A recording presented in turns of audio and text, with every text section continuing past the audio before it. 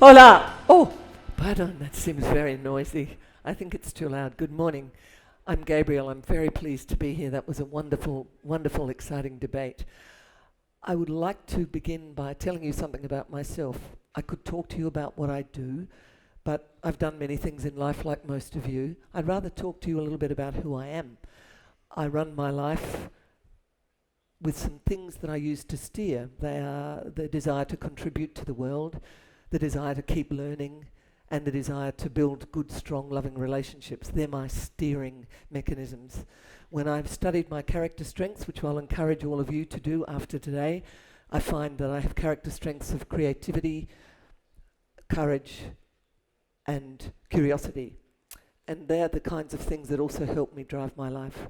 And then the most maybe important thing that I would do to describe myself to you, which relates to what we've been talking about before and now, which is relationships. I am a daughter, I'm a sister, I'm a mother, I'm a stepmother, I'm a grandmother, I'm a neighbour, I'm a workmate of people, and I value very much all of those relationships that I have in my life. I would like to honour you, Dr. Kailash, dear friend, and let you know that it is because of Alex's leadership in this space in the world that South Australia, where I have come from, has made a huge commitment towards healthy ageing, longevity, and understanding the pillars of active ageing and age-friendly cities. Someone has to lead a good idea. Someone has to start it. Someone has to have the courage to take the risk to say what's not been said before when people think it's crazy. You are that person for this area of active ageing and age-friendly, and I thank you so much, and I've learnt so much from you. I also would like to congratulate Bradesco for your early commitment to this bold, interesting idea. You know, people often overestimate what they can get done in 1 year and underestimate what they can get done in 10. Well, Bradesco and Alex, with your work with the International Longevity Forum, is making a huge impact in the public conversation about longevity in Brazil and now also in the world. So there's a moment when something goes from being a crazy idea to being everybody's good idea. That is the tragedy for innovators, is that they have to do all the work at first when everybody thinks it's stupid. But then it becomes understood by the whole society. And your presence here today and the other audiences who've been to these Bradesco forums are all part of the coalition of the willing who will drive this understanding about longevity and the importance of healthy ageing across Brazil. And the time has come for this to be a mainstream idea. No longer new, mainstream understanding about health, longevity, possibility, equality, etc. This other man is a man I've learnt something from too. This man is my father. He's been dead for 5 years. But part of my life's work, which I'm doing now, which is to build psychological health and resilience across the population, has been deeply affected by the modelling that I received from my father. As a child, I would watch him get out of the car in the morning. He was a physiotherapist. He worked with sailors, big men. He was tired by the end of the day. He worked a 10-hour day. There were 6 children in the family. He had a lot of responsibilities. I would watch him get out of the car in the evening like this, walk across the lawn, and as he approached the door, his shoulders would go back, his posture would straighten up, his energy would rise, and he would burst through the door like a knight in shining armour to relieve my mother of the duties with the children and to welcome and say hello to all of us 6 children. He'd pick up the latest baby, throw the baby around, laugh with all the little children, talk to all the kids for a little while, push them into the other room and spend 15 minutes in an active conversation engaged with my mother about her day and about his day. He taught me something about self-discipline. He taught me something about emotional self-regulation. He taught me something about appreciation. And he taught me something about if you think relationships are important, you have to make an effort to build them. And that's what I saw him do. One of the great things I learned from Alex, and there were many, is that if you're going to work with older people or any cohort in the society, you really need to speak to the people first about what they understand the situation to be for them in their lives. We are developing processes and offerings for older people about improving psychological health in South Australia, and I'll tell you about that in a moment. But the first thing that we did was talk to the people, and this is the kind of thing they said to us. They said, we want new things to learn. We want to be part of and join new groups. We want to strengthen the relationships that are important to us. We want to stay involved and not be excluded. We want to share workarounds, because when we stop being able to do things as we decline in strength, we need to be adaptive and find new solutions and have other people help us to find that. We want to help our community grow. We want to be ourselves. Who doesn't want to be themselves? Who doesn't want to be more of themselves, more often, without disguise? We want to know others, and we want to be known by others. They told us that they want to look out for others. They told us they wanted to stay close to people. So much of what they said was important in their lives was about people, was about being a member of society, about being a human among others, which really relates to so much of what we've been talking about today, and certainly connects to the social pillar among the pillars for longevity, for successful longevity.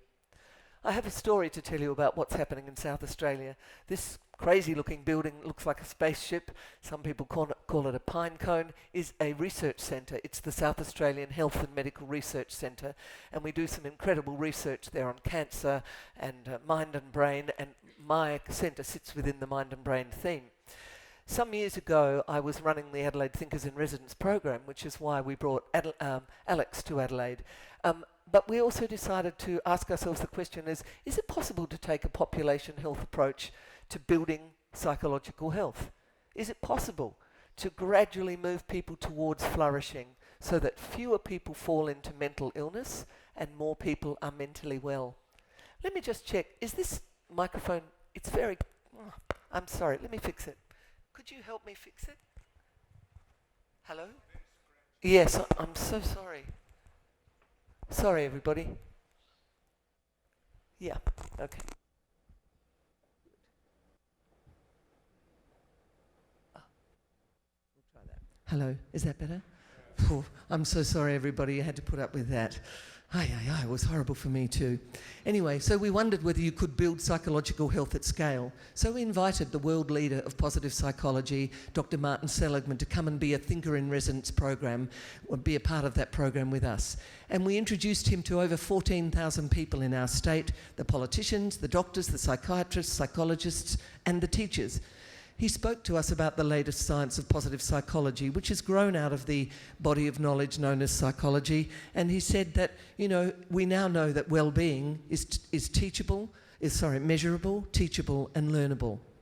And this was an important breakthrough because people hadn't really been able to measure it very well before. And what you don't measure, you can't prove. When you improve it, you can't prove that you've improved it if you haven't measured it. So we have launched as the state of wellbeing, and we're becoming recognised globally as one of the first states in the world to both measure and build wellbeing. Bhutan had done some work previously, some great work about building happiness in their society, and we've taken a focus about building wellbeing, measuring it and building it across the whole society. And our objective is to build positive mental health and resilience inside the South Australian community as a prototype for the world. We're only 1.3 million people in our state. So compared to Sao Paulo, we're just a tiny, tiny little minor state. We're so small. But nevertheless, we want to learn to do it at scale so that other people can learn from what we do. We are becoming a world leader in research in the area of wellbeing resilience, and our intention is also to build an industry about wellbeing and resilience in our state. Because we're in the fourth industrial revolution, industries are changing, Australia is losing its car industry, and we need to create new industries.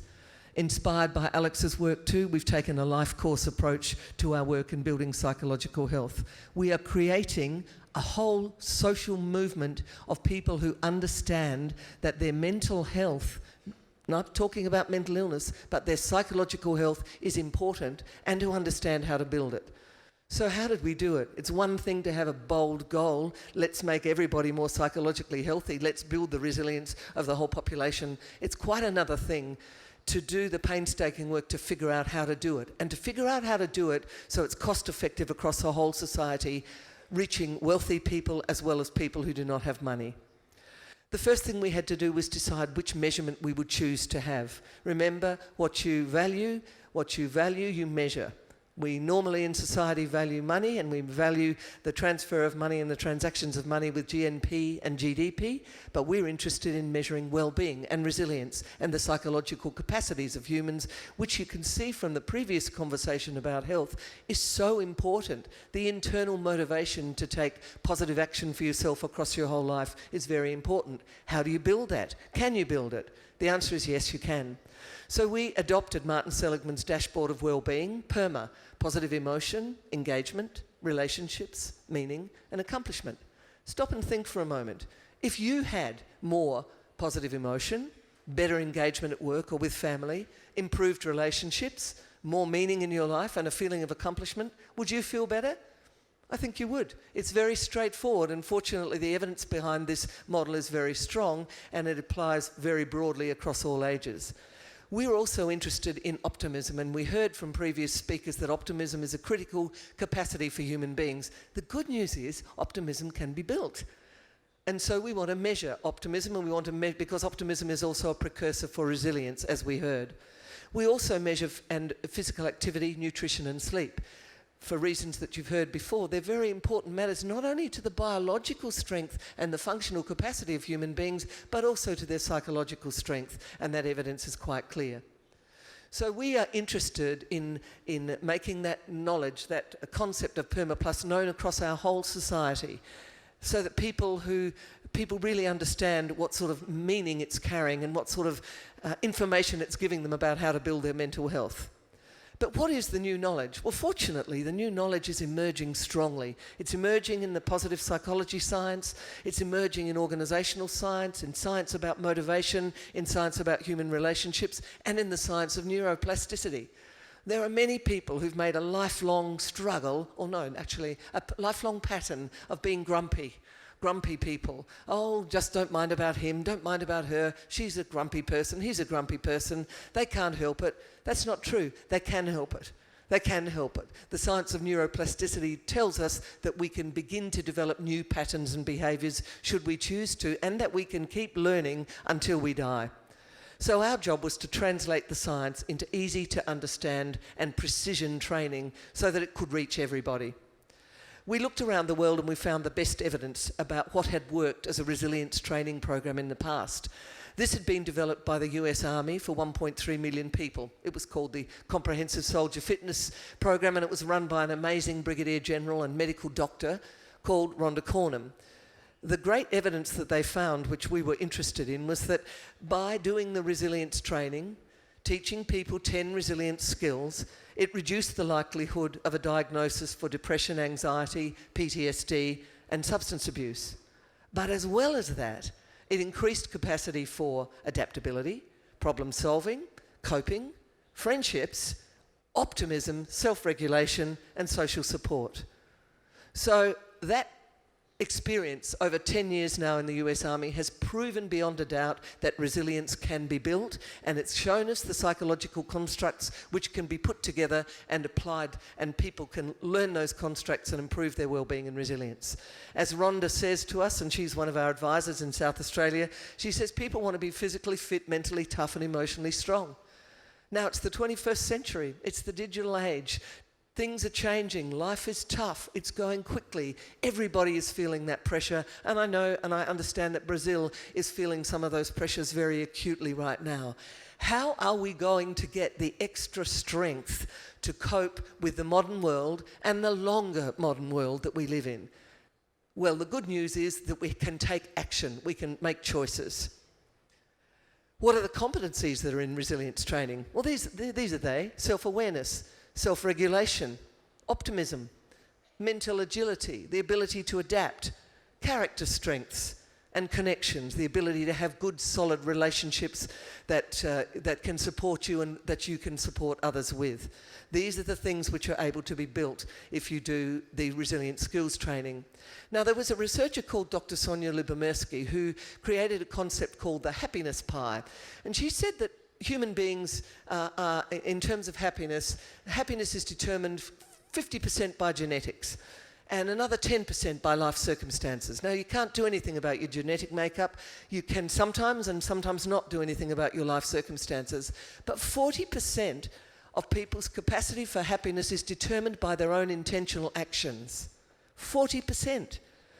So you have room in yourself to develop new capacities and new psychological awarenesses and understandings which can push you towards a direction of well-being, towards a direction of resilience, and towards a happier life. Now, who doesn't want that? Who doesn't want that for their children and their sisters and their brothers and their lovers? I think nobody. So the next job we had is to target everybody. We've got $1 million philanthropic project for disadvantaged youth. We've got over 200 schools now doing positive education, introducing these concepts into schools and measuring well-being. In 97% of all of the schools in South Australia are being measured in well-being now. We've got many ageing projects, and I'll speak to you about that in detail in a moment. And we're working in many organisations such as vocational education, such as universities, such as the prison system, and I'll talk about that in a sec too. And we're working with a lot of people who are in employment transition because, yes, 21st century, the jobs are not the same. Old jobs are going, new jobs are arriving, young people are expected to have 7 or 8 different careers in their long life. So everybody in this room is going to experience employment transition. Some of you it'll be employment transition to retirement, but for many of you it'll be the new startup that you haven't even dreamed of today. For many of you it'll be the new job in another industry where you take the soft skill set that you've got from the information economy and adapt it and move into a new industry. So we target everybody. We use an approach we call the lead, measure, build, embed approach. So the two important words are measure and build. That's what we learned from Dr. Seligman, that you can measure and build well-being and resilience. But we've added some lessons we learned from Kailash. Kailash told us you've got to take a top-down and bottom-up approach when you try and make any social change at the systems level. And make no mistake, we are making change at the systems level. Well-being and resilience at scale is what we are after and what we are learning about. And so that, of course, takes you to the question of how do you embed skills? It's one thing to have new knowledge, but how do you embed the skills into your life? So we look at vectors in our society. We've grown from 2 to 20 people in 2.5 years. But we could never have enough people to reach all of our people. And so we work with organisations who do have people in them. Banks, insurance companies, schools, universities, public sector. And if you look at the public sector piece in this graph and then you look there, you can see that by working with the public sector, you can get to 100,000 people in South Australia. And around every one of those 100,000 people, there are 3 or 4 people in families or relationship. And the great thing about this information is that when people learn it, they spread it. They're so pleased to understand these concepts that they spread it among the people that they love. These are the numbers and kinds of people that we've trained in resilient skills training.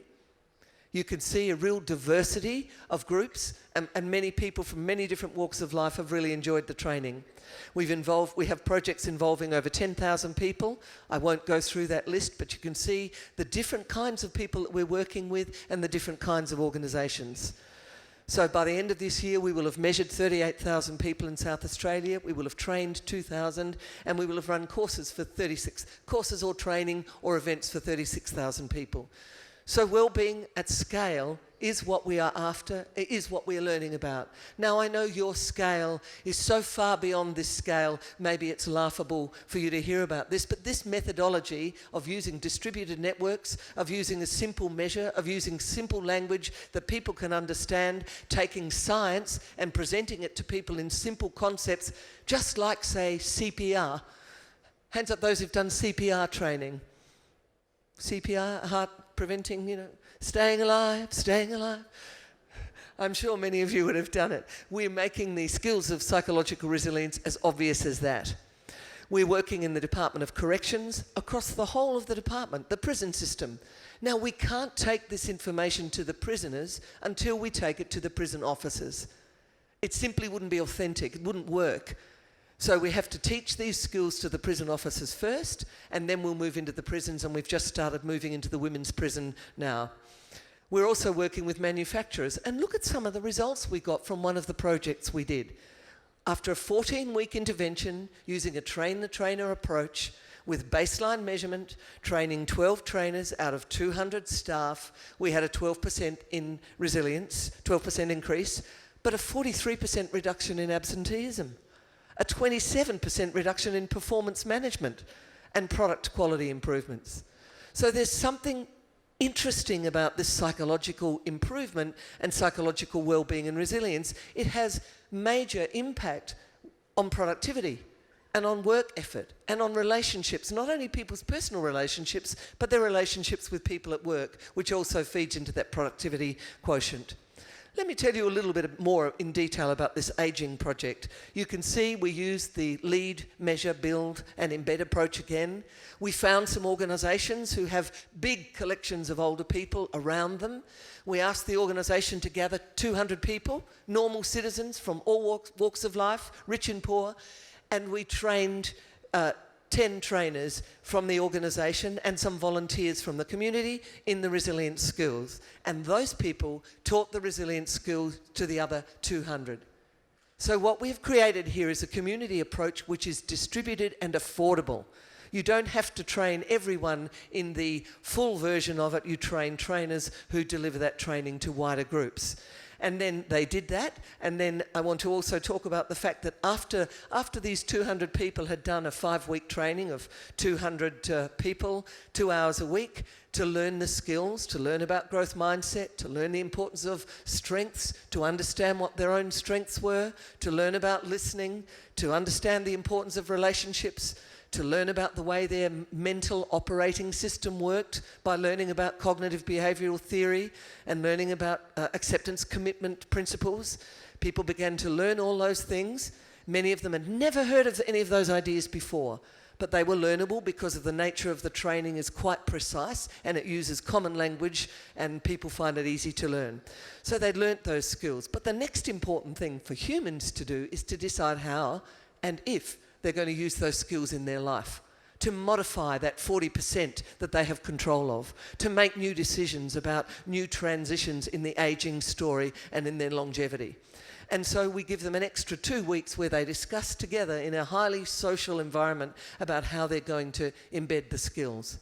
Let me give you one simple example. One woman of about 75, when she did her PermaPlus measure, discovered that she had low engagement, low positive emotion, and not enough relationships going on in her life. And she started to think, and then she realised in the course that these things were important to her well-being, her happiness, her resilience, and she decided that she needed to do something about it. So she had been in the retail industry and had retired 15 years beforehand, selling clothes, most fashion industry for women. And then she decided she would start a new business at 75, giving fashion advice to older women who often don't feel so confident about the way they look and the way they dress. And she found that by beginning a new business at 75, she had more engagement, she had more positive emotion and more fun, and she had more people to relate to. And she was a lot better off because of it. We've got all the data, and I'm not going to distribute the data with you today. We have a lot of it, and we've got a team of 4 or 5 people who study all of our data. And remember, our fundamental objective is to contribute new understandings about this to the world's research. We've found certainly that you can build wellbeing and resilience through a training course like this for people over 65. We found that diet is very important to building to building psychological health. Now, you've been talking about diet in the last session. We all know that diet is important for health, but not everybody understands that diet is important for mental health. And we have evidence now to suggest that by going to a short resilience skills training, you can encourage people to improve their diet and then improve their PERMA. And you can measure that improvement. The same thing with physical activity, and very much the same thing with sleep. So sleep is a critical issue for mental health, psychological health, critical issue for resilience, a critical issue for well-being. So the first thing you could do if you're talking to someone who's really having a dip in their feelings and their emotions is to see what their sleep hygiene is like and encourage people to go on to Dr. Google to learn about good sleep patterns. The people also told us in detail, they said, we feel so respected to be part of this globally relevant research project. They said they understood the skills, they could learn them. They said it gave them a new sense of purpose and a new sense of confidence, and it helped them to engage with their communities. Some people told us in a number of different stories that it actually helped them to heal broken relationships, which is a matter of great importance to human beings, really, some of the relationships that get broken by accident or by chance, and it can mean an enormous amount if you can heal them. People talked about, profound change. I'm going to see if I can go back. I will just want to introduce you to two of the people who were in our courses, and particularly listen to the second woman. She's a little bit hard to understand, and she's 102, and her profound comments are really worth listening to. Right from the beginning, I did the gratitude journal. I still do it, but not maybe every day, but I certainly think about it, you know, what's positive and so on. So, but right away, within a week or 10 days, I was feeling that I was more positive even so than I'd ever been before, and just looking to appreciate life. To live more consciously, to understand everything but comes to you, to take that with a better understanding than just let it go over you like that. And that helps me too. So if a 102-year-old woman says that learning some very simple, straightforward concepts about how to live better and how to be more resilient has given her a new consciousness about her life, and has allowed her to live better by taking that information into her life, then anyone can do this. Thank you very much.